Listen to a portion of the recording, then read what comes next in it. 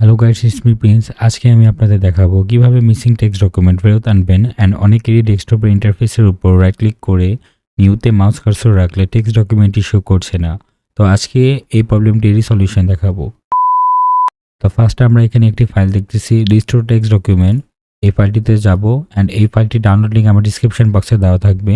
তো এখানে আমরা গিয়ে দেখতেছি একটা restore new text document registry আছে। তো এটার উপর আমরা রাইট ক্লিক করব, মার্জে ক্লিক করব, then yes, then okay. After that আমরা আমাদের পিসিটি রিস্টার্ট করে দেব।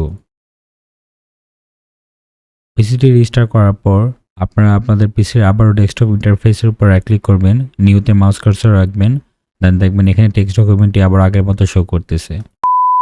তো থ্যাঙ্কস ফর ওয়াচিং। আজকের জন্য এতটুকুই। আশা করছি আপনাদের প্রবলেমের সলিউশন হয়ে যাবে এই ভিডিওটি দেখার পরে। তো ভিডিওটি ভালো লাগলে আর এমন ভিডিও আরও দেখতে চাইলে লাইক অ্যান্ড সাবস্ক্রাইব করে পাশে থাকেন।